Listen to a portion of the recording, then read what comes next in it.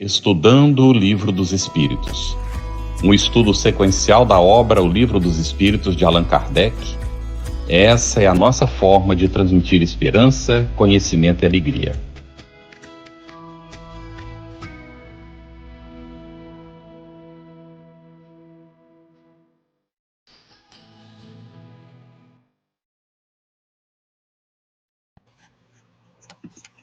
Olá, queridos amigos, estamos mais uma semana juntos aqui nesse nosso ponto de encontro já consagrado, toda segunda-feira às 8 horas da noite. Damos boas-vindas a todos, ao Carlos, meu companheiro aqui na apresentação, e as intérpretes para Libras, Ariane Silva Rabelo, que é do Departamento de Inclusão e Acessibilidade da USE, Intermunicipal de São José do Rio Preto, e também a Verônica Lima, do Rio de Janeiro, coordenadora de estudos da doutrina espírita pela CONCEB, para grupos de surdos e ouvintes bilíngue, língua portuguesa escrita e Libras. Muito bem, satisfação, Cris, estarmos juntos aqui. Nossa saudação ao Felipe, a Thelma, a Verônica, a Ariane e a você que aí de casa está acompanhando o nosso estudo. Nós tivemos bastante perguntas na semana passada, não é? Vamos ver como é que hoje vamos nos desdobrar aqui. A nossa convidada é Thelma Machado, membro da Academia de Letras Espíritas do Estado do Sergipe, ALESE, é delegada em Sergipe da Associação Brasileira dos Magistrados Espíritas, ABRAME, e facilitadora de estudos e palestrante espírita. Muito bem-vinda, Thelma. Obrigada, boa noite a todos. Um prazer estar de volta. O prazer e a alegria é nossa. Thelma, muito bom tê-la aqui conosco de novo. E o Felipe Menezes, né? Que também está conosco aqui. Nós estamos cumprimentando ele, que é amigo e vice-presidente da Federação Espírita do Amapá, secretário também da Comissão Regional Norte do Conselho Federativo Nacional, da FEB, e dialogador em reunião mediúnica e palestrante espírita. Felipe, seja muito bem-vindo. Obrigado, Cris. Obrigado, amigo Carlos. É uma alegria estar aqui com as meninas tradutoras de Libras, que maravilha. E com a Thelma, que estamos tendo o prazer de conhecê-la. É uma alegria imensa. Esse estudo aqui é maravilhoso. Então, é uma alegria estar com todos vocês.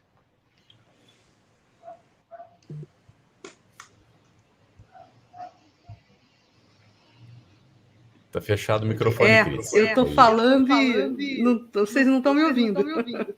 Claro, meu microfone está fechado.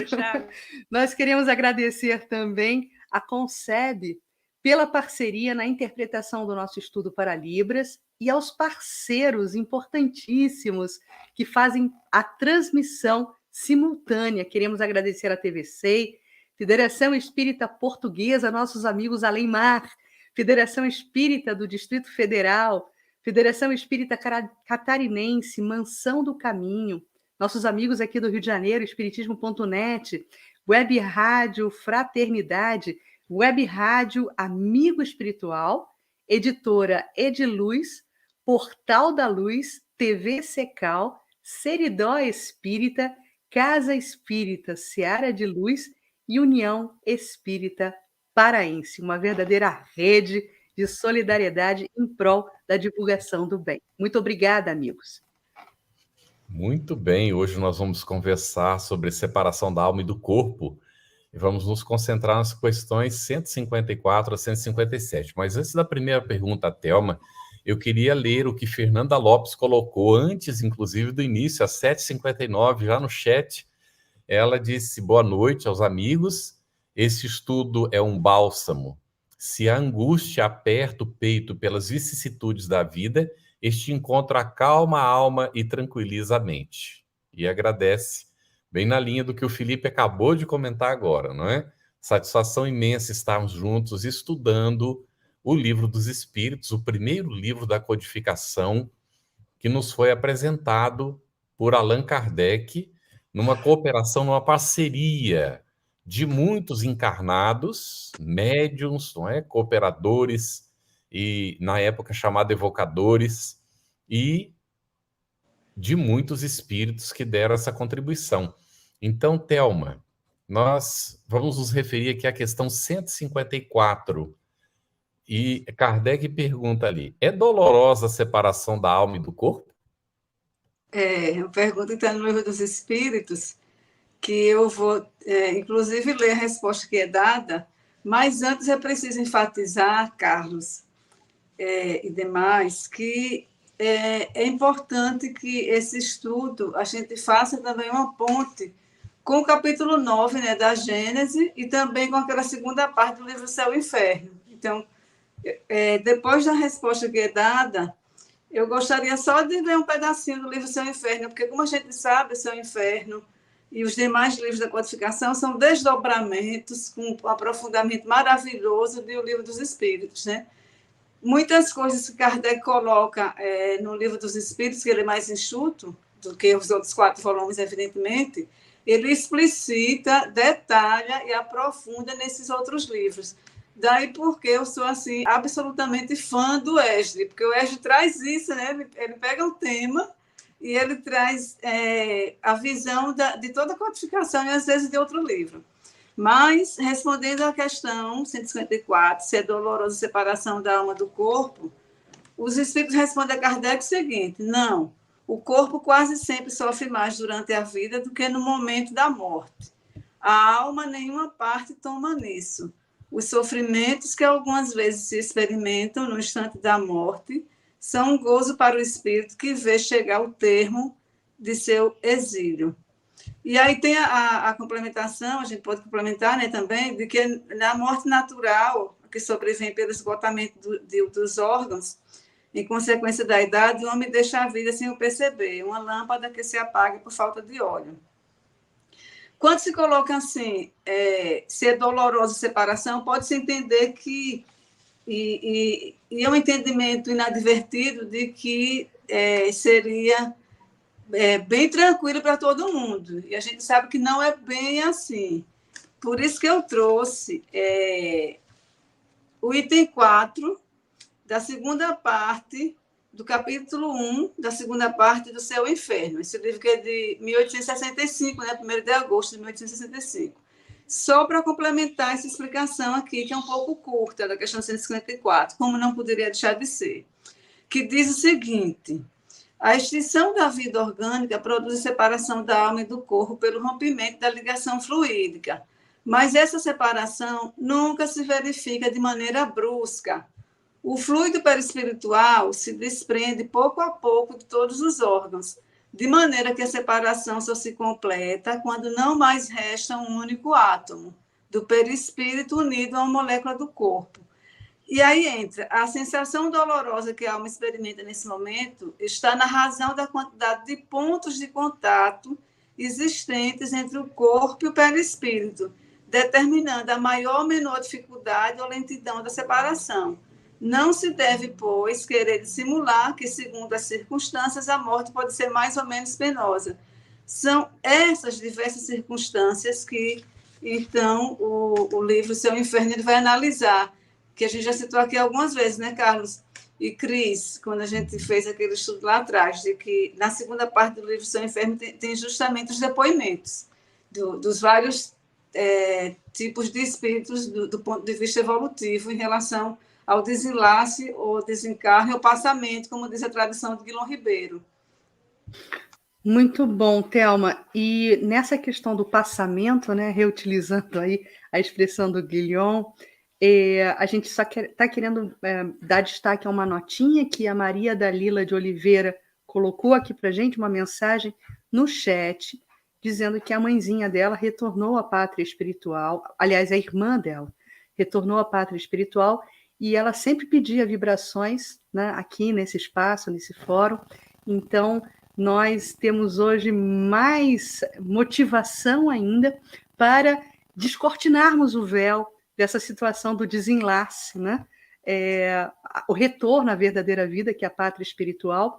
E por isso, Felipe, nós queremos te perguntar sobre exatamente esse momento, como se opera a separação da alma e do corpo.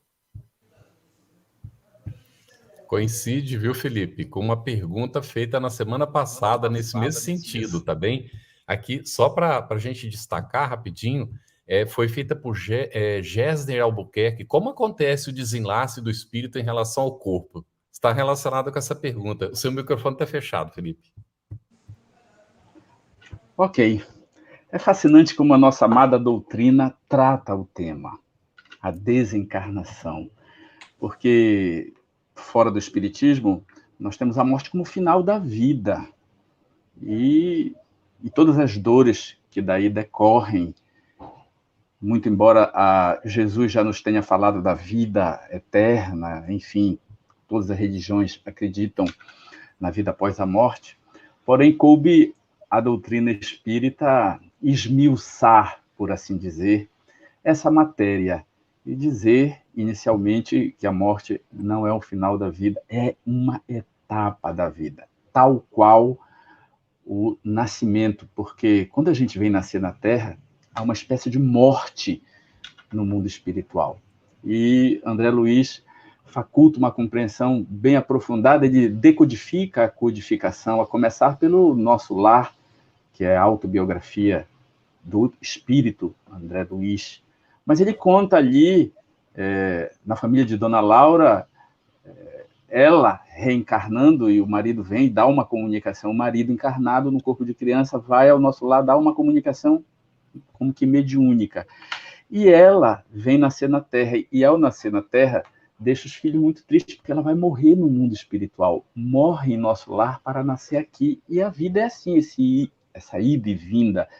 Então, é um complemento, nascer e desencarnar, ok? Mas vamos à pergunta. Como se opera a separação da alma do corpo? Os espíritos lecionaram na questão 155, respondendo que, roto os laços que a retinham, que retinham a alma, naturalmente, ela se desprende. Então, aí, nessa simples frase, tem dois conceitos profundos. O primeiro é que os laços se rompem. O significado do adjetivo roto é rompimento, algo que sofreu dano, estrago, que foi destruído, enfim. Então, rompido o laço, é a primeira parte da resposta, e o laço nós sabemos que é o perispírito, esse meio que fica entre o perispírito, melhor dizendo, entre o espírito e o corpo físico. É o que dá a união. A união do perispírito, que é o corpo espiritual, se dá no nascimento. Então, quando o óvulo é fecundado, o espírito vem e conecta-se. E as células vão se multiplicando e as células perispirituais vão se adensando, célula a célula, molécula a molécula. O que dá essa união, a cola, que cola o perispírito ao corpo, chama-se fluido vital. O fluido vital, como diz a Gênese, de Allan Kardec, como o próprio nome já sugere, é uma transformação do fluido cósmico universal, é a energia que vitaliza a matéria. E ela fica entre o perispírito e o espírito, fazendo a ligação. Melhor dizendo, entre o perispírito e o corpo físico, fazendo a ligação do perispírito com o corpo físico. Então, quando este laço, quando esta substância sofre um rompimento, ela desprende a alma. A alma estava presa, estava conectada ao corpo físico, e ela vai se desconectando. E essa desconexão, como já foi falada, a Lures, ela se dá lentamente. Igual ao nascimento, célula a célula, molécula a molécula, vai se desprendendo com a diminuição do fluido vital. Esse desprendimento é paulatino. E aí, o que é que acontece?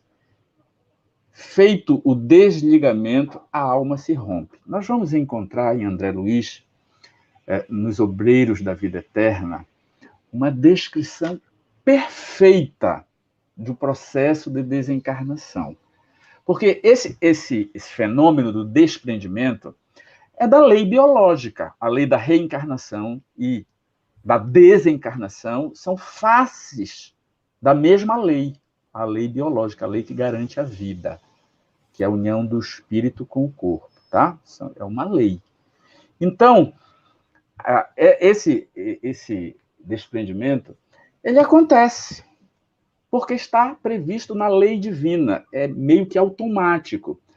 No entanto, o espírito, quando chega a um certo grau de amadurecimento do senso moral, um certo grau evolutivo, ele recebe auxílio, tanto para encarnar quanto para desencarnar. E nós vamos encontrar no Obreiros da Vida Eterna, então, a descrição profunda de um moribundo, uma pessoa que está à beira da morte.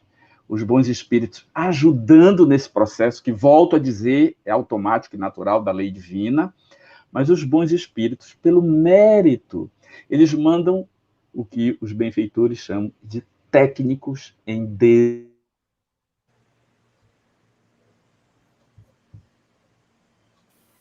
Me parece que o Felipe perdeu conexão conosco, Carlos. Travou o áudio dele. Travou o áudio, mas já ele está voltando. Técnicos em desencarnação, não é? Isso. Aí ele deve retornar em seguida. A gente pede para ele continuar comentando, não é? Vamos então aqui. Na semana passada, Thelma, a Cris Oliveira, ela deixou uma pergunta. Um espírito que desencarnou recentemente fica no túmulo junto ao seu corpo? Eu creio que a gente pode unir essa pergunta aqui a essa que a gente tem da questão 155A do Livro dos Espíritos, quando Kardec fala a separação da alma e do corpo se dá instantaneamente por brusca transição, e aí ele continua: haverá alguma linha de demarcação nitidamente traçada entre a vida e a morte? Ele responde isso assim em dois momentos, né? Inicialmente para a pergunta, para o início do questionamento, quando diz: a separação se dá instantaneamente por brusca transição, ele responde não. E depois ele explica, porque ele é bem didático, né? Então ele não, e depois vai explicar: não é não por não, vai ter uma explicação. Ele diz o seguinte, que a alma se desprende gradualmente, não se escapa como um pássaro cativo a que se restitua subitamente à liberdade. Aqueles dois estados se tocam e confundem, de sorte que o espírito se solta pouco a pouco dos laços que o prendiam. E esses laços, ele diz uma palavra, assim, um termo interessante, ele diz que eles se desatam, eles não quebram. E eu achei muito relevante aqui, quando ele fez a seguinte colocação. Não somente quando ele diz que não é subitamente, mas quando ele coloca que não há uma divisão estanque, que você possa identificar, né, de pronto. Ele diz que há uma zona fluida, onde vai ter deixa eu ver se eu consigo encontrar uma palavra para colocar melhor, assim, como se fosse um largo ponto de transição. E quando ele coloca dessa forma, Carlos e demais que estão nos assistindo, a gente vai também encontrar essa explicação de não haver essa linha de demarcação tão rigidamente traçada, e a gente percebe que quase nada na vida é assim tão rigidamente traçado, né? A gente tem que ter, inclusive quando estudou lá a classificação dos espíritos, a gente pode encontrar um esclarecimento dentro da própria codificação, óbvio, embora tenha também outros livros, também no capítulo 1 da segunda parte do livro Céu e Inferno, justamente no item 5, porque no item 5, eu acho interessante muito esse item 5, porque ele faz um desdobramento, e eu acho que é muito didático o desdobramento que Kardec faz aqui, para que a gente possa entender. Porque esse assunto que a gente está vendo, ele não é simples, né? Inclusive, Felipe trouxe excelentes explicações, porque esse é um assunto que demanda assim, muita curiosidade, mas que, ao mesmo tempo, é um assunto complexo. Então, quanto mais a gente puder se socorrer da codificação, melhor explicado ele fica e melhor entendimento vai ter. Então, o que é que diz esse item 5 em socorro da explicação, que é longa, inclusive, a explicação, porque depois Kardec diz que durante a vida o espírito se acha preso ao corpo pelo seu envoltório sem material perispirítico, que Felipe já explicou, mas o item 5 diz o seguinte: coloquemos-nos primeiramente, em princípio, os 4 casos seguintes, que podemos encarar como as situações extremas, entre as quais existe uma infinidade de variações. Olha como está, justamente de acordo com a questão, com a resposta da questão 155, quando ele diz que não há uma linha de demarcação nitidamente traçada. Então, eu acho muito importante sempre fazer essa ponte entre os livros. E quais são esses 4 casos que ele coloca? Primeiro, se no momento de extinção da vida orgânica o desprendimento do perispírito já se estiver completado, a alma não sentirá absolutamente nada. Certo? Então, vamos entender aí. É um ponto.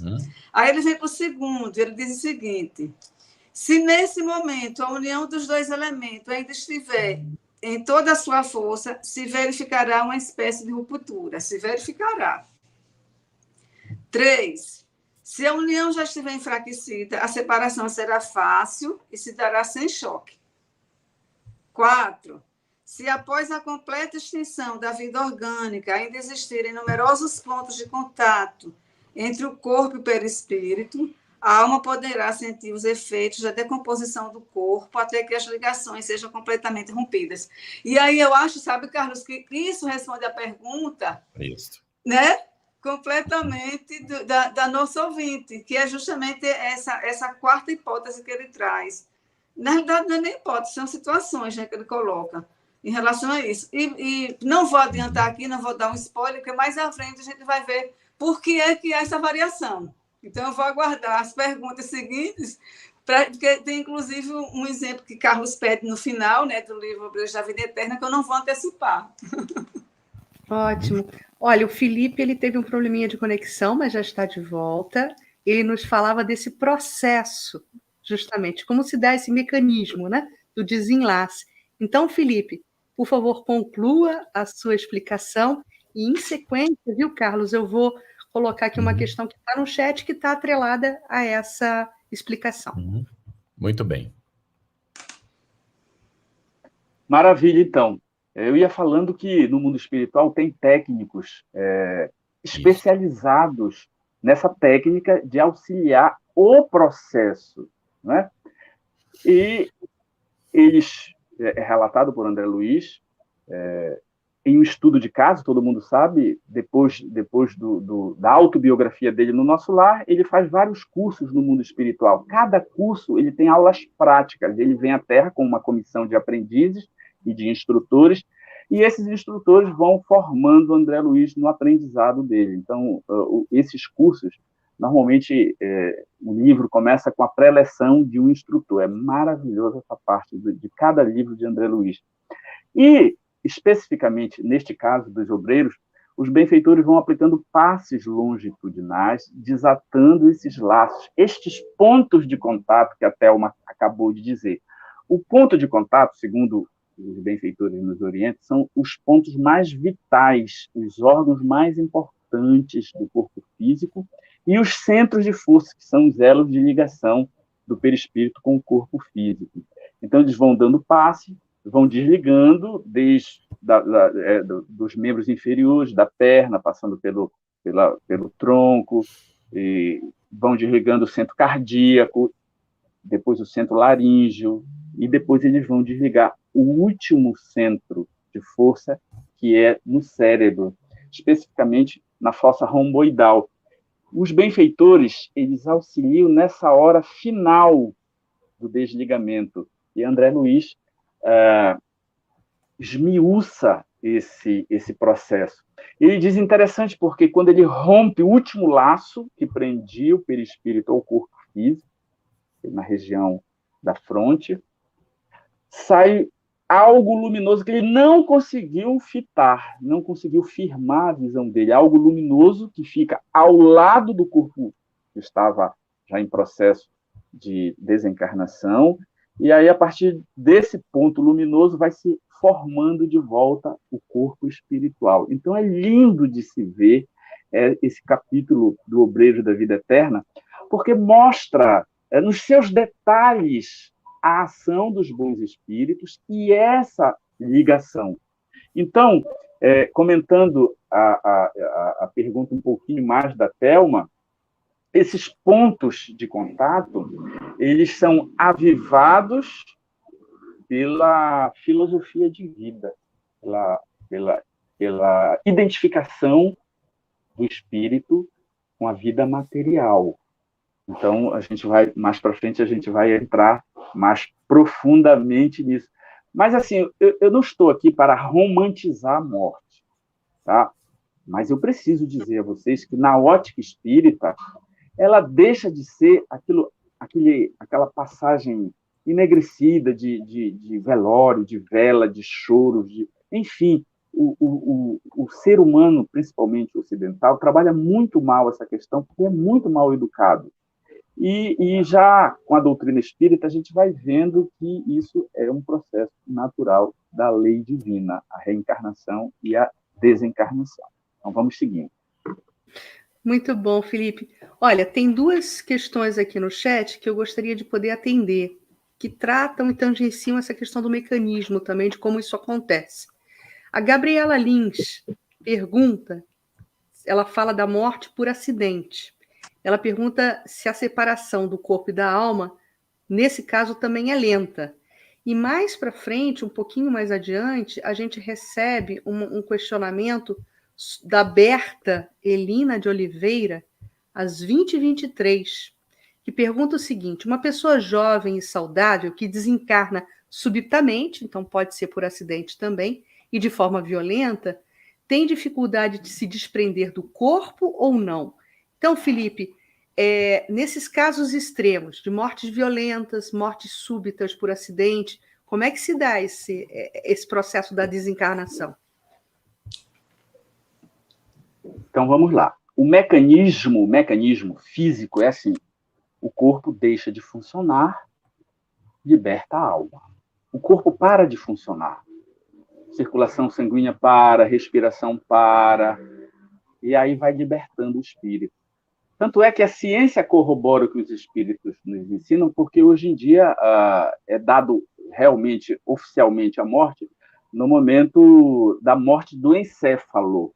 Antigamente, bastava parar o coração, estava morto. Aí depois, não tem mais atividade cerebral, está morto. Agora não, porque às vezes não tem atividade cerebral externa, mas no encéfalo ainda há vida. Então, é preciso que seja detectado que não há mais a possibilidade de restauração da vida, é quando o encéfalo já não funciona mais.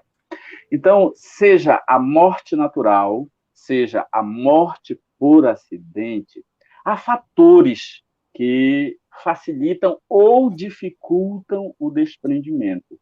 O que facilita, por exemplo, que tem, assim, vamos dizer, importância de grau médio, o conhecimento da vida após a morte, auxilia muito na desencarnação.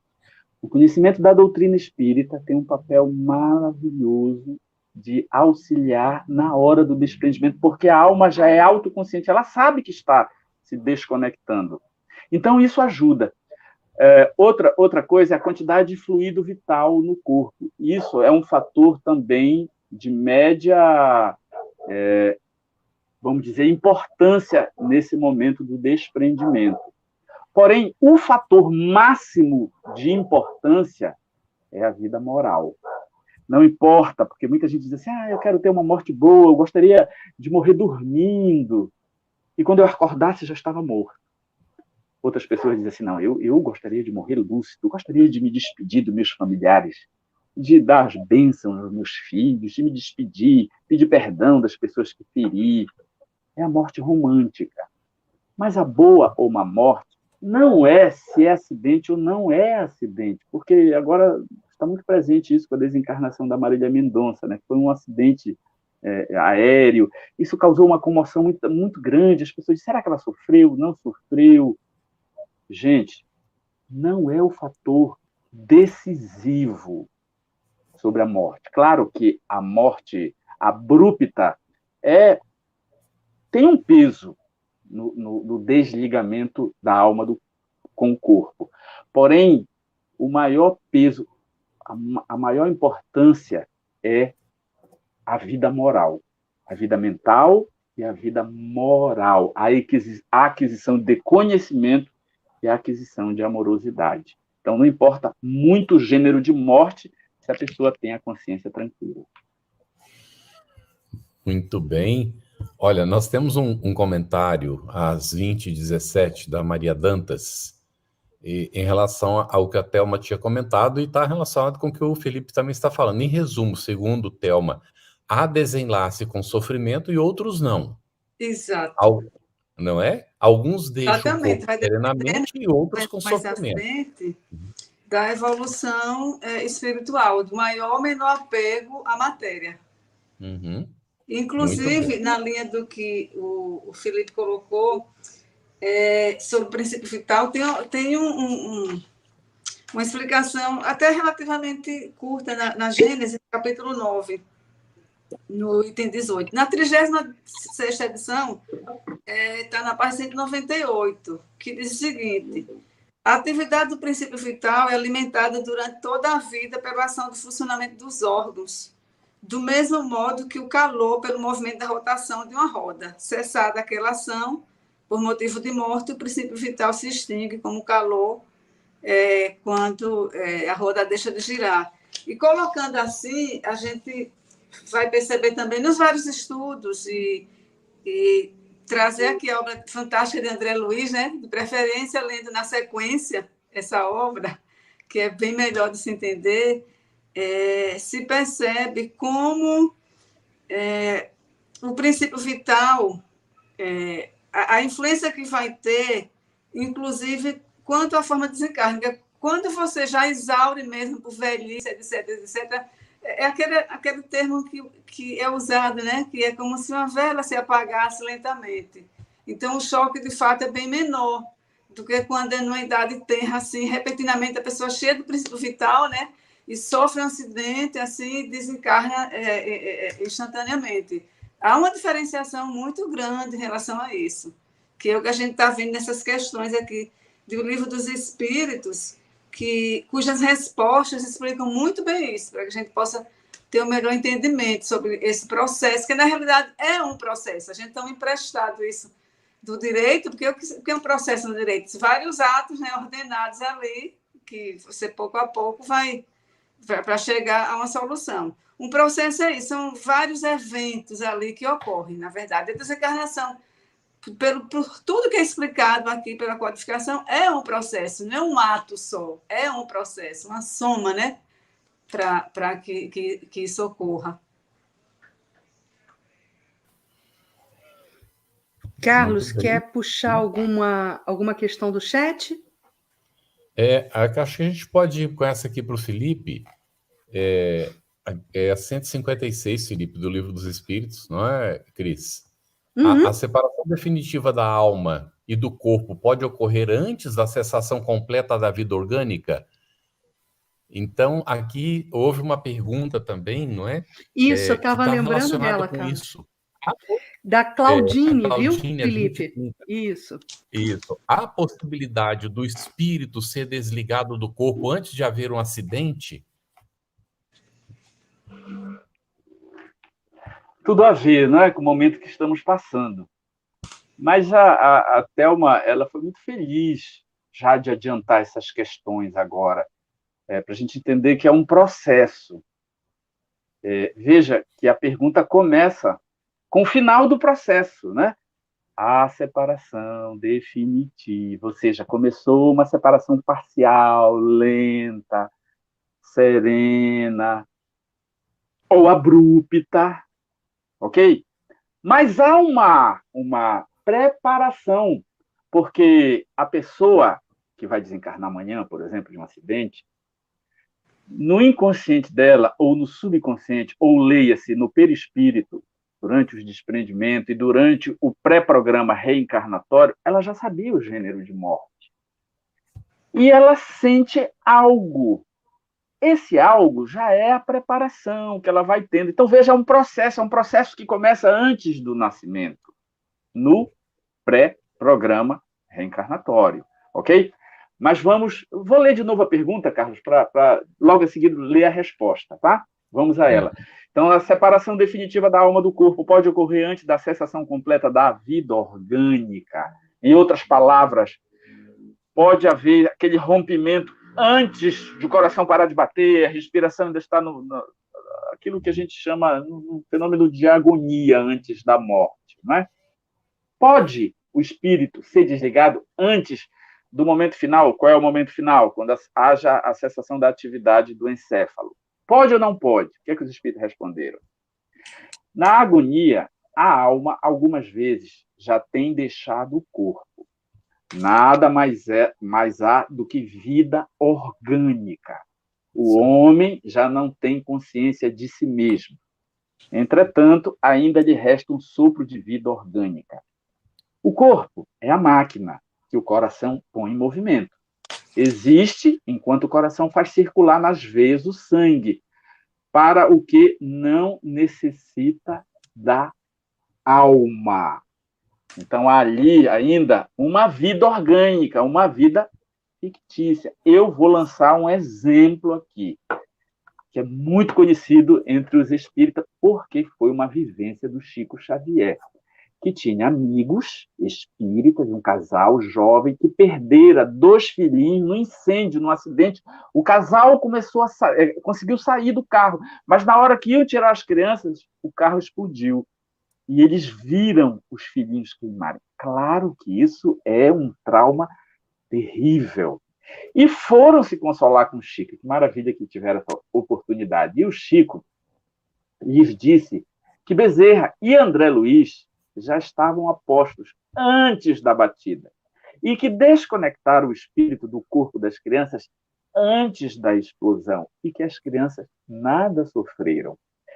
E diante de uma informação desta, claro que os pais se tranquilizaram, porque, sendo espíritas, e com esta informação, entenderam que aquilo que queimara fora só os corpinhos das crianças. Então, pode acontecer sim. Mas nós temos por outro lado, temos uma informação de um romance me esqueci o autor, Gentili, o sobrenome dele, Carlos há de lembrar. Salvador Gentili. Salvador Gentili. É um dos romances dele, muito conhecido. Me falta a memória nessa hora. A gente vai ficando velho, se a Thelma é jovem ainda, ela há de lembrar. Porém, eu não me lembro agora, mas vou me lembrar. É alguma coisa como se passa a desencarnação de Pai Tomás. Da escravidão. Assim. Isso. De Pai Tomás. Olha, isso que é memória, aí é o carro. É isso mesmo. Senzala, tá aí o título Senzala, do livro. Que maravilha. Isso, que relata essa desencarnação. Pai Tomás era um líder religioso dos escravos. Era uma alma muito evoluída, que nascera para auxiliar aquele grupo de cativos que ele tinha como família espiritual. Então, ele veio para dar suporte. Ele não tinha karma. Então, na hora que ele é assassinado, os benfeitores estão lá para tirar. E o líder dos técnicos em desencarnação, que veio ajudar o Pai Tomás, o líder da equipe, disse, não, aguente mais um pouquinho, deixa ele passar por essa experiência, porque será de grande auxílio de experiência evolutiva, porque ele dá conta. Então, podiam ter desligado ele antes do assassinato, mas não desligaram. E quando houve o assassinato, eu não me lembro, Carlos, mas parece que foi afogamento, não me lembro completamente agora. E aí, quando houve o assassinato, aí tiraram, e ele estava lúcido, completamente sereno, porque era uma alma nobre. Então, vejam vocês que cada caso é um caso, nós nunca podemos usar. Cada desencarnação é uma desencarnação tal qual e cada reencarnação, cada processo reencarnatório é um processo diferente. Igual uma mãe que tendo 10 filhos, cada parto, cada gravidez foi diferente. Assim, cada desencarnação também será diferente. Então, também, muitas das vezes, eu trago... Caiu, Felipe. Caiu, né? Voltou. Os casos das pessoas que estão em coma profundo, e os familiares ficam naquele dilema se desliga ou não desliga a máquina, não é? E eu já falei isso outra vez no nosso estudo aqui. Leiam os trabalhos no site da Associação Médico Espírita, que eles têm trabalho maravilhoso sobre ortotanásia e espiritismo, não é? Para chegarmos a um equilíbrio, nem de prolongarmos a vida, que pode ser só uma vida orgânica, e você fica anos ali e só prolongando uma vida que só é orgânica, está sustentada por equipamento. Mas quem vai dizer isso? A ética da medicina, né? Que é uma matéria que os médicos estudam, se debatem, e a AME tem muito a contribuir, porque ela associa a ética médica ao conteúdo da doutrina espírita. Muito bem. Ô, Cris, antes de você fazer outra pergunta, a pergunta do Luiz Henrique Castro, feita às 20h27, foi respondida pelo Felipe agora. A alma pressente a chegada do momento da desencarnação e pode estar consciente no momento do desligamento. Ele contou o caso, não é, de que o espírito foi desligado completamente consciente. E aqui o Felipe citou um livro do Salvador Gentili, anote aí para sua leitura, que é interessantíssimo, que é Senzala. E aqui também foi citado hoje Obreiros da Vida Eterna. Lá também tem um caso de desencarnação lúcida, que o espírito ajuda, inclusive, no momento de desligar, o próprio desligamento. E que Bezerra de Menezes vai chegar só para desligar o cordão, não é final, que já foi descrito aqui pelo Felipe também. Então, há sim essas situações de lucidez. Muito bem, Cris, contigo. É que falhou aqui. Você está se referindo ao Voltaire, Carlos? Não, eu falei foi do Obreiros da Vida Eterna e do Senzala só. Ainda não citei o Voltaire. Ah, tá. Vamos então com a Thelma, viu, Thelma? A gente vai agora se debruçar sobre a questão do momento da morte, questão 157, né, que Kardec pergunta: no momento da morte, a alma sente alguma vez qualquer aspiração ou êxtase que lhe faça entrever um mundo onde vai de novo entrar? Pergunta assim bem pertinente, né? Acho que todos se fazem essas perguntas, né? E Kardec foi um autêntico porta-voz da humanidade, né? Não sei se vocês notaram, mas as perguntas que Kardec faz são perguntas que milhões de nós gostaríamos de ter feito também. E como o Carlos citou ainda há pouco aí Obreiros da Vida Eterna, acho que a gente está na sincronicidade, como dizia Jung, viu, Carlos? A sincronicidade é maravilhosa. Eu vou trazer a resposta que é dada, mas eu também trouxe 2 exemplos de Obreiros da Vida Eterna, bem pequenininhos. E um deles, Carlos, foi o que você citou ainda há pouco.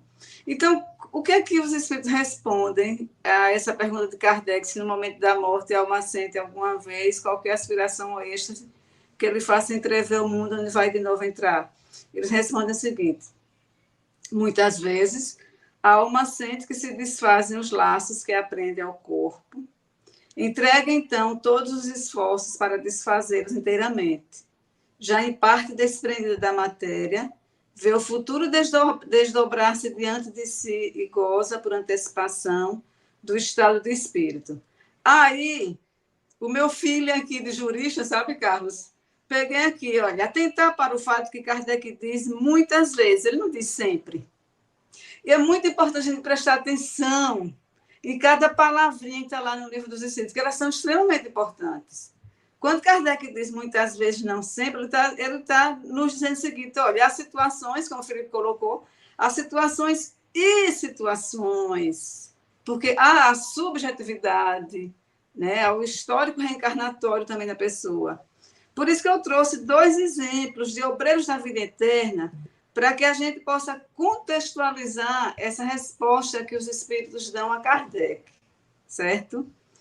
É o seguinte, no livro Obreiro, André relata a situação de desencarne de Dimas, certo? O que acontece com Dimas? Repare o que aqui está dizendo. Para os nossos amigos encarnados, Dimas morrera inteiramente. Para nós outros, porém, a operação era ainda incompleta. O assistente deliberou que o cordão fluídico deveria permanecer até o dia imediato, considerando as necessidades do morto, ainda imperfeitamente preparado para o desenlace mais rápido. E aí, em seguida, ele vem com a situação de Adelaide e diz o seguinte: Adelaide esforçou-se para mostrar satisfação no semblante, novamente abatida, e rogou, tímida, lhe fosse concedido o obséquio de tentar ela própria, a sós, a desencarnação dos laços mais fortes em esforço pessoal espontâneo.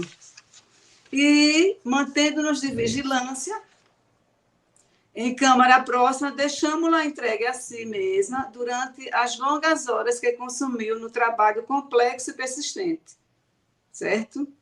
E só no finalzinho, como o Carlos colocou, né, que vem e faz lá o último desligamento, para mostrar como vai depender muito da situação específica de cada um.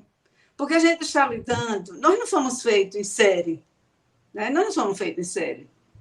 Apesar de nós possuirmos aqueles elementos comuns, né, os elementos químicos, né, dos átomos, moléculas, depois vem a divisão celular, que a gente sai do campo da química para ir para a biologia, nós somos individualidades. E como individualidades, nós também somos subjetividade. Então, nesse aspecto, vai ter uma diferenciação em cada situação, com cada um, a depender do histórico, porque nós somos herdeiros de nós mesmos, na verdade, né? Nós somos herdeiros de nós mesmos. Então, a depender disso é que vai acontecer a forma do desenlace de cada um. Por isso que eu achei interessante trazer esses dois exemplos, porque eles são diferentes, né? Em Dimas foi mais trabalhoso, em Adelaide, ela mesma já fez quase que tudo, só ao final que chegou para fazer aquele ponto final, como Carlos antecipou antes da pergunta. Muito bem.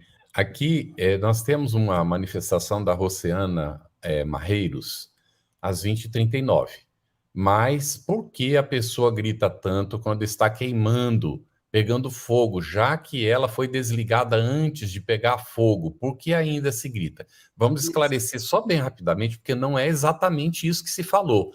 No caso que o Felipe citou, as crianças tinham o mérito, foram retiradas, mas há espíritos que precisam passar pelo processo. Então, olha, gente, nenhuma desencarnação é igual a outra, como não há um nascimento igual ao outro. O Felipe já comentou isso. Então, não utilizemos um caso para querer explicar o outro, porque não explica. Cada situação é uma situação muito diferente da outra. Mas nós queríamos aqui colocar para o Felipe que houve uma pergunta às 20. Deixa eu localizar de novo. Aqui, dizendo assim, é verídico que algumas pessoas relatam que chegaram à desencarnação momentaneamente e retornam ao corpo material outra vez, não é? Se é verdade isso, como é que fica em relação ao corpo físico? Ocorre durante esse período de desprendimento? Porque a gente está querendo perguntar para você, Felipe, para comentar um pouquinho sobre a experiência de quase morte. Isso aqui que ela está relatando é uma experiência de quase morte, não é? E Carlos, ela disse que quando ele reencarna em outro corpo, eu não entendi bem. Não. Ou quando ela desencarna e volta. Não, ela morte se aparente. sentiu desencarnada momentaneamente, mas voltou para o corpo. Ah, tá, agora entendi. Isso. Ok, é verdade. Veja, só adentrando ainda mais um pouco na resposta da nossa querida Thelma, veja que, voltando à questão do processo, que começa e vai terminando, né? O ponto final, a parte final da resposta diz assim: já em parte desprendida da matéria, vê o futuro desdobrar-se diante de si e goza por antecipação do estado do espírito, né? Porque, veja, uma parte do perispírito, no início do processo da desencarnação, já vai sendo desligada. O que é que acontece? Como ela está uma parte ligada ao corpo e outra parte já desligada, claro que ela goza de uma antecipação. Primeiro, ela vê, às vezes, os parentes, os amigos espirituais que vêm ajudá-la, ela fala com uma vozinha que já desencarnara, enfim, ela já está antegozando a vida espiritual, né? E, ao final, eu quero trazer aqui uma outra pergunta de Kardec, quando indaga dos espíritos, que a alma leva depois de desencarnar? E ele responderam, leva a lembrança do que viveu. Lembranças boas ou amargas. E leva a lembrança. O que é que a gente leva? Não leva o corpo, não leva o nome, não leva o título, não leva nada. Leva a lembrança. E no fenômeno de quase morte, que a nossa querida perguntadora trouxe, acontece um antigozo do processo de desencarnação, mas não o processo todo, que são os casos de morte aparente que a ciência tem estudado desde a década de 70 com o Dr. Raymond Moody Jr. E atualmente, o livro Uma Prova do Céu, do Dr. Eben Alexander III, são obras fantásticas que mostram as experiências de quase morte. Eles sintetizaram, depois de estudarem milhares de casos de EQM, o seguinte: as sensações que a alma experimenta, ela sente, primeiro, uma leveza muito grande, a maior parte sente-se flutuar, uma parte se vê entrando num túnel de luz, indo para regiões luminosas, outra parte vê entes queridos, outra parte vê divindades, espíritos superiores, Maria, Jesus, enfim, veem e sentem o pensamento luminoso e amoroso, e sentem na alma o amor que aqueles seres lhes devota. Veem, uma outra porcentagem, veem o próprio corpo abaixo, tá? E tem essas experiências que são corroboradas pelo que Kardec nos ensina e pelo que os espíritos nos ensinaram, com, sobretudo, a mediunidade maravilhosa do Chico Xavier. Todas essas experiências, elas conspiram, são indícios muito fortes, e quando você tem vários indícios e não tem fatos e nem teorias que explicam melhor a singularidade, a simplicidade do fenômeno, você vai entendendo que esses indícios, eles, no final, eles somam e formam prova. Então, outra prova científica desse processo, que é tal qual a doutrina espírita nos ensina, as primeiras experiências do Dr. Albert de Rochas, que era um magnetizador e foi uma das primeiras personalidades que trabalhou com regressão de memória, fazendo a pessoa lembrar da infância, lembrar do processo da gravidez e lembrar do período entre vidas, e às vezes ele colocava em regressão para que ela lembrasse da última desencarnação. E em transe hipnótico regressivo, essas pessoas também relataram as mesmas condições das pessoas que foram entrevistadas e tiveram morte aparente. O que quer dizer isso? Pessoas que não se conheciam, às vezes crianças, que relatavam todos esses fatos, nos mostram que é justamente esse é o processo da desencarnação, tal qual os espíritos nos informaram na nossa doutrina. E aí, a desencarnação depois se faz serenamente, suavemente. Então, a experiência de quase morte, ela é maravilhosa, porque um dos efeitos colaterais dela é que as pessoas que entraram em experiência de quase morte perdem o medo de morrer. E uma boa parte delas relatam que foram chamadas de volta ao corpo e se sentiram muito tristes de ter que se reconectar ao corpo, porque estavam gozando de um estado que não queriam voltar. Porém, para finalizar minha fala, Carlos, na segunda edição do livro Vida Após a Vida, do Dr. Raymond Moody Jr., ele entrevista algumas pessoas que entraram em EQM, ou seja, experiência de quase morte, por tentativa de suicídio. E a narração se torna de Felipe caiu. Grandes angústias. Voltou. E elas relatavam... Voltou? Voltou. eu estava falando da situação dos entrevistados em tentativa de saúde, de suicídio, né? Então, ele chegou a corroborar também que a morte por suicídio é uma morte dificultosa. Então, aquilo que era gozo para a alma se tornou um peso. E essas pessoas que retornaram o corpo deram graças a Deus do suicídio não ter se consumado, ok? Muito bom. Olha, antes da gente retornar com a Thelma, né, que a gente vai pedir para ela comentar uma outra questão do obreiro da vida eterna, viu, Thelma? Carlos, eu não sei se você concorda, mas tem 2 assuntos aqui muito ligados à temática da noite de hoje que eu acho que talvez a gente pudesse pedir a ambos, a Felipe e a Thelma, para comentarem. Eu vou colocar para você, Thelma, uma questão que permeia esse assunto da noite de hoje, que é a questão da doação de órgãos. E a Sabrina Machado faz exatamente uma pergunta nesse sentido. O desencarne é 8h37. O desencarne de uma jovem por morte cerebral e que doou os órgãos, a separação é feita antes ou depois da cirurgia de doação? E se há sofrimento para o perispírito? Thelma.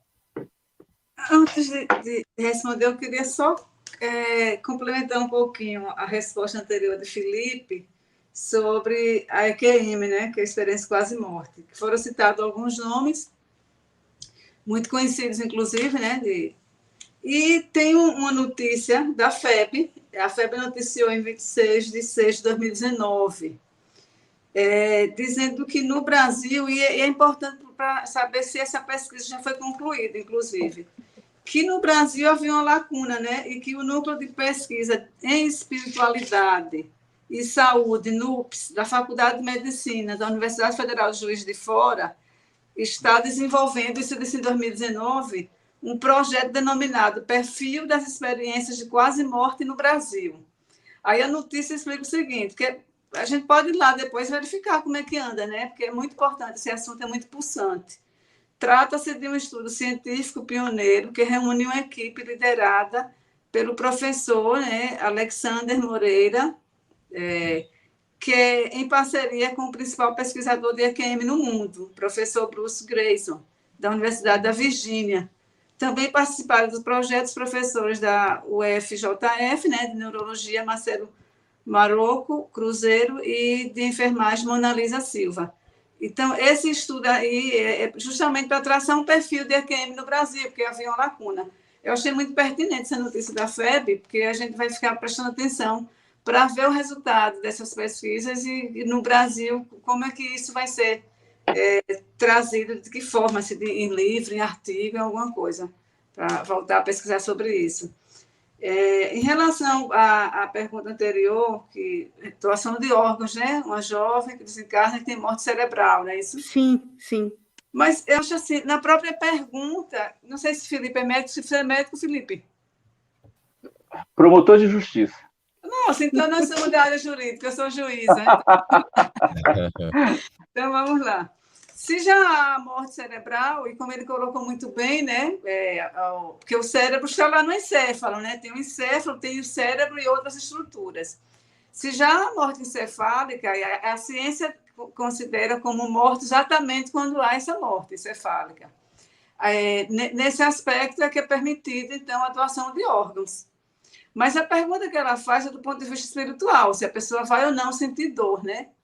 Assim, do ponto de vista físico, não vai sentir dor nenhuma, não. Do ponto de vista espiritual, a gente entra no que a gente disse antes, dependendo, né, do momento evolutivo dela, dependendo da maturidade espiritual dela. Mas não é uma dor física que ela vai sentir, né? Porque existem as dores físicas e as dores morais ou espirituais. Ela vai acompanhar aquele processo, mas não vai ser pela doação a dor dela. A dor dela, o sofrimento dela, talvez seja pelo fato de ter desencarnado jovem. Porque muitos não se conformam quando desencarnam jovem, e é natural que assim seja. Porque está cheio do princípio vital, não é, Felipe? A pessoa estava cheia do princípio vital, cheia de vida, etc. Não todas, algumas já têm uma espiritualidade tão evoluída e parece que já pressupõe que vai embora cedo, vai retornar à parte espiritual cedo, que se conforma. Mas não são todos, porque, como a gente disse anteriormente, cada caso é um caso. Então, o que pode acontecer, a depender do estado espiritual dela, esse conformismo do ponto de vista espiritual, ter desencarnado cedo, etc, etc. Não, porém, do ponto de vista físico. Não sei se consegui responder em relação a isso. Se Felipe quiser complementar... Sim, eu só queria fazer é isso, eu queria só fazer uma observação, Thelma. Esse é o raciocínio mesmo, você fechou o raciocínio. Eu só queria trazer um caso muito interessante de uma pessoa que suicidou-se com um tiro. Ela deu o tiro e o tiro ficou repercutindo, né? Ela entrou numa espécie de processo pós-traumático, né? Que ela revivendo em flashback. Ela via a cada segundo... Looping. É isso, no looping. Ela dava o tiro e o sangue brotava e não parava. Dado momento, o sangue parou. E aí ela sentiu um bem-estar, uma leveza. Ela fora suicida direta, tá? Suicídio direto. Ela escolheu suicidar-se, estava lúcida, não era obsessão espiritual, ela tinha todos os agravantes de suicídio. No entanto, ela, antes de morrer, bem antes, não cogitava de suicidar-se, ela doou os órgãos. E no momento que retiraram os órgãos, e no momento que implantaram, o transplantado e a família oraram agradecendo aquele órgão. E a oração sincera e o mérito de ter salvado uma vida fez com que o sangue parasse de brotar. O espírito suicida continuou sofrendo? Continuou. Porém, ele teve um alívio muito grande. Por quê? Porque a doação de órgãos é um ato de amor, gente. Só faz o bem. Não é? Só faz o bem. Então, nós espíritas temos uma compreensão de quanto é maravilhoso a doação de órgãos. É uma caridade, né, muito Felipe? Bem. Cris, antes da pergunta para a Thelma sobre os obreiros ainda, antes, eu dei uma caída aqui, antes da pergunta última, Cris. Voltou. Estava só querendo fazer aqui 2 comentários que aparecem, não é? Primeiro, gente, a gente já esclareceu anteriormente. A palavra desencarne não existe no sentido que nós temos usado. Desencarne é só no sentido verbal, que eu desencarne, que tu desencarnes na conjugação. Porque a palavra correta é desencarnação. Não existe a palavra desencarne como substantivo, tá bem? Então, toda vez que a gente for falar, presta atenção nisso. Não houve o desencarne da pessoa, isso não acontece nunca. Houve a desencarnação da pessoa. Tá certo? É um neologismo, né? Então, aqui de semântica que a gente tem que prestar atenção e nós precisamos respeitar o nosso léxico. Né? No português não existe esse uso do desencarne para dizer que a pessoa deixou o corpo. Existe a desencarnação. Aí sim, ela deixou o corpo, tá bem? Agora aqui, Felipe, antes da Thelma responder aquela última pergunta, a pessoa pergunta assim, no caso de suicídio, como se dá a separação da alma e do corpo? Vocês já comentaram isso, já fizeram a explicação, e o Felipe chegou a dar o exemplo de que a desencarnação é mais complexa, é mais difícil, não é? Por causa do suicídio. Mas aqui citou até um caso atenuante do sujeito que doou os órgãos. Então, nós consideramos isso respondido, não é? Ou vocês querem complementar alguma coisinha rapidinho, Felipe? Eu queria ainda, Carlos, porque a diferença de morte e desencarnação é que a pessoa pode morrer e não desencarnar, ou seja, não sair do corpo. Né? No caso do suicida, ele mata o corpo, porém o perispírito dele não esgotou a quantidade de fluido vital que ele devia ter consumido durante toda a existência. Então, o fluido vital, além de vitalizar o corpo, ele dá a sensação entre o corpo e o perispírito. Ora, com muito fluido vital, muita sensação. Então, por isso que ele sente frio, sente fome, sente a dor da desencarnação. Ele continua sentindo, porque ele tem muito fluido vital. Diferente do velhinho, que a Thelma já deu o exemplo, que é uma vela que vai se consumindo até apagar. Mas antes de voltar a palavra a você, Carlos, há outro estudo muito interessante sobre desencarnação, que não é espírita, mas é muito interessante. É a doutora Elizabeth Kübler-Ross. A doutora Elizabeth Kübler-Ross tem 2 livros que eu acho fantásticos. É sobre a morte e o morrer e a roda da vida, que inclusive é autobiográfico dela. Então, ela foi uma médica psiquiatra que entrevistou milhares de moribundos. Ela era psiquiatra, trabalhava numa clínica nos Estados Unidos, né? Apesar de ser suíça, ela trabalhou muitos anos nos Estados Unidos, Então, ela fazia conferência, ela entrevistava as pessoas, então ela tem assim um material que é muito interessante para nós, e é resultado de pesquisa científica, né? E que corrobora o que os espíritos nos têm informado nas obras espíritas. Muito bem. Cris, Ô, vamos Carlos, pedir para a Thelma, sim, Carlos, só para dizer que alguns dicionários já admitem, viu, a palavra desencarne. Teologismo o que está o Geraldo, reconhecido em o algum Geraldo dicionário. acabou. O Geraldo um dia comentou: de tanto usar, algum dicionário vai acabar admitindo isso. E Não é? admitiu. De Tem tanto usar. alguns aqui que já admitiram. Então tem que tomar muito cuidado com isso aí, mas tudo bem. É uma questão realmente, a língua é evolutiva, né? E normalmente os léxicos, os que cuidam do assunto, vão incorporando às vezes as palavras. É verdade. Mas antes de você fazer a pergunta, Cris, vou só deixar aqui, né, para ver se a Thelma consegue englobar isso aqui, que está bem dentro do assunto, do que ela vai tratar. A Inês Beleze, às 20h43, disse assim: como se dá o desligamento do espírito de uma pessoa em depressão profunda? Era o caso do rapaz que ela vai falar agora, não é? E também, como se dá o desligamento de espírito de uma pessoa, já está em depressão profunda, foi repetida lá embaixo. O ser que é muito apegado à matéria, ele sofre no momento da desencarnação? É a outra pergunta. E aí, Cris, é contigo na pergunta final. Maravilha. A gente vai terminar por aí. Então, a Thelma vai recuperar para a gente esse manancial que é o Obreiros da Vida Eterna, André Luiz.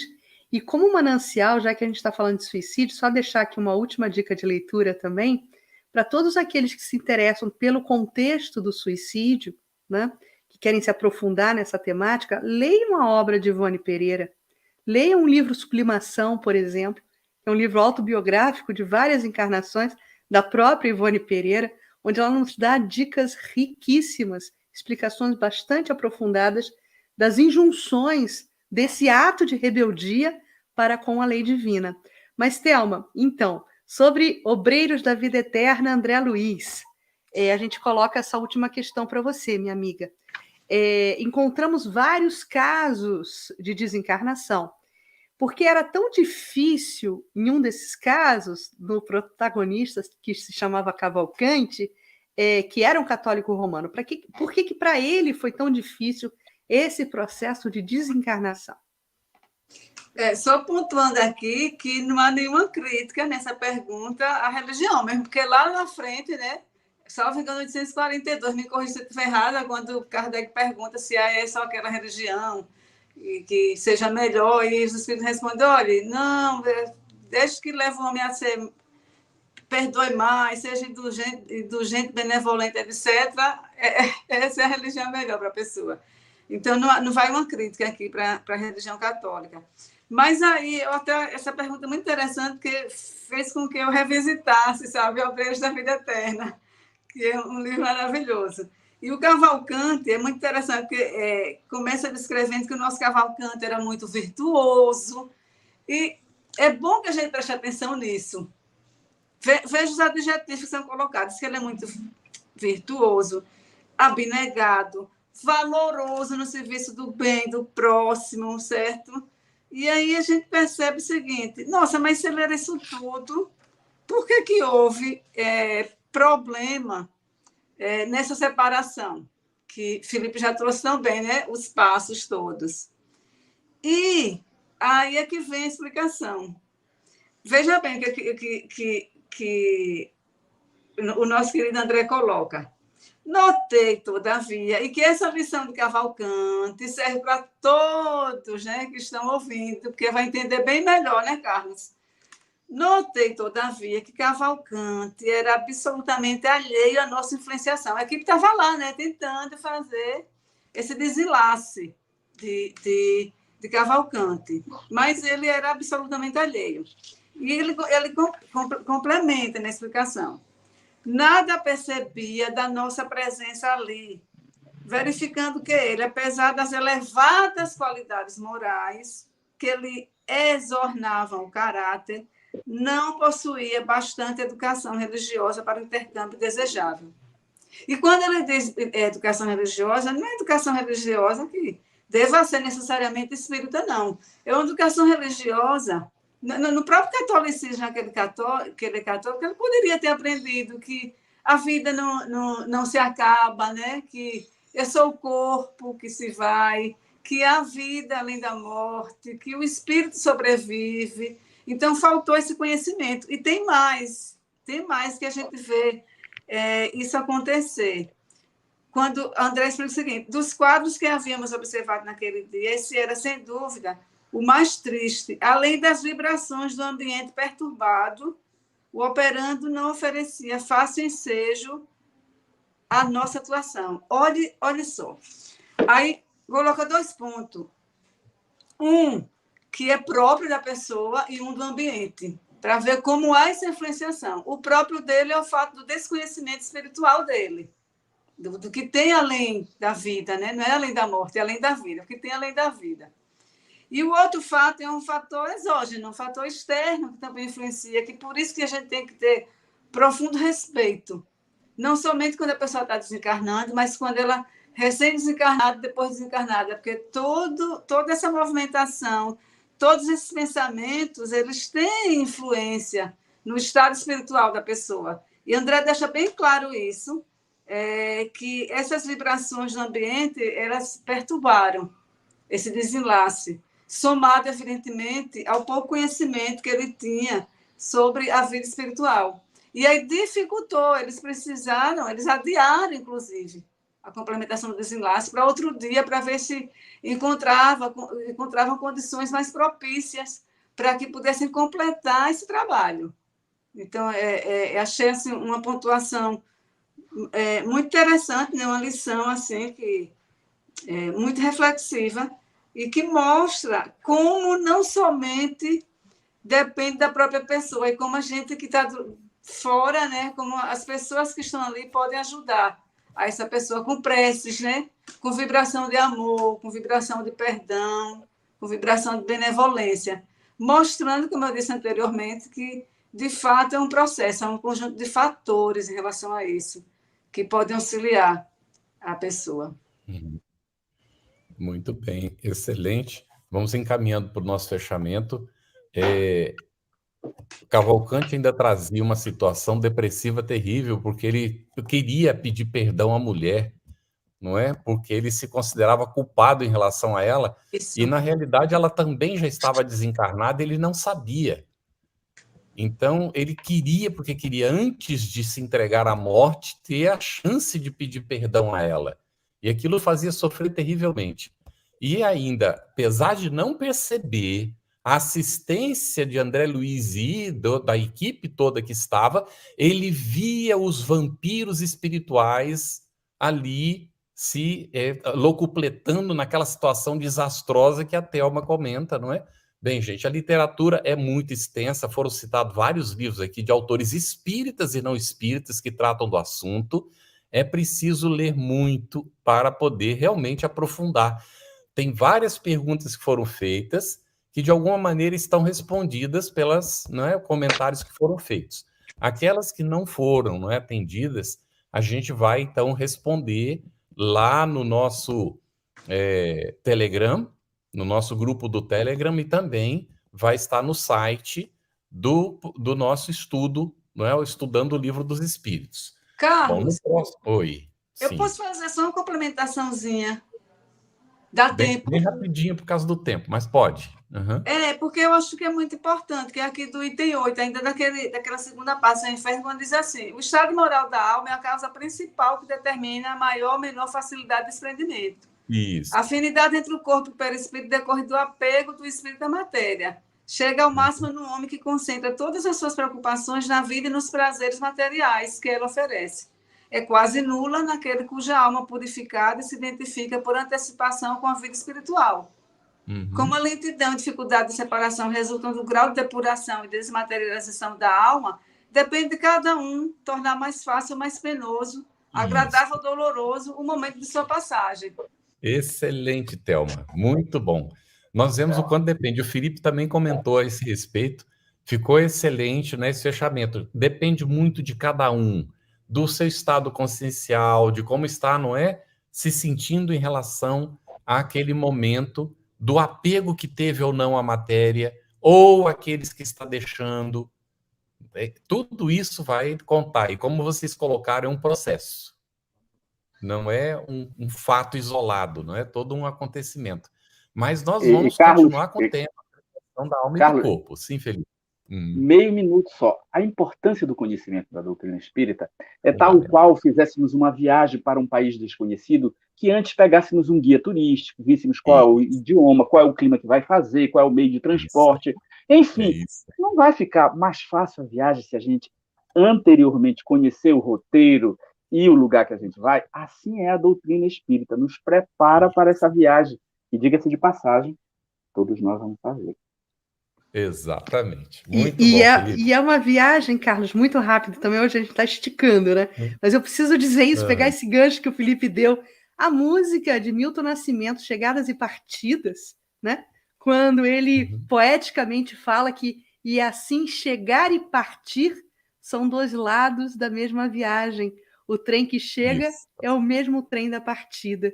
A hora do encontro é também a hora da despedida. Então, a gente vê ali, até mesmo para o entendimento não espírita, essa ideia da morte, da questão das injunções da morte, é algo inato, né? Está impresso em nós. E atenção para isso. A morte não é a contrapartida da vida. A morte é a contrapartida do nascimento. Exatamente. Então, a vida é imortal. A vida é a vida do espírito, né? Imortal. É a vida do espírito, não é? Mas nós passamos por sucessivas existências, nascemos e temos que desencarnar dentro do processo, não é? Conforme a lei divina. Mas nós vamos seguir estudando isso.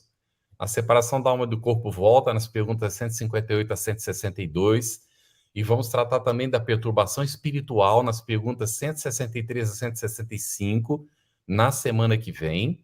Então, pedimos para fazer a leitura antes e aí meditar sobre o assunto. Procura essa literatura vasta que foi citada. Ivone Pereira tem muitos exemplos maravilhosos.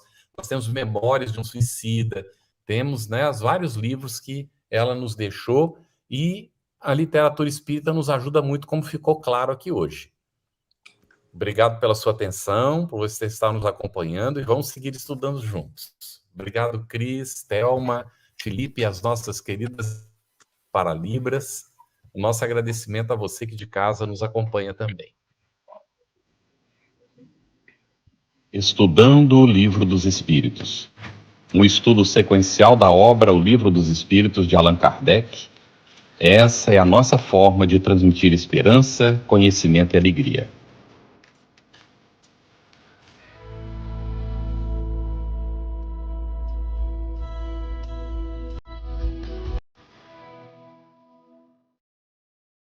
Aproveitando a minha expressão de gratidão, dizer que tu continues a participar, colaborando tanto quanto possível, para que esta proposta de amor e de paz continue a celebrar a vida por mais longos anos, porque a necessidade do mundo é impiedosa, crescente. E nós não podemos, que vivemos o bem, ficarmos ociosos, parados e contemplando, achando que Deus vem fazer aquilo que nós precisamos fazer. Minha gratidão, o meu abraço e o meu terno convite para que continuemos juntos com a FEB TV no ar, brilhando luz.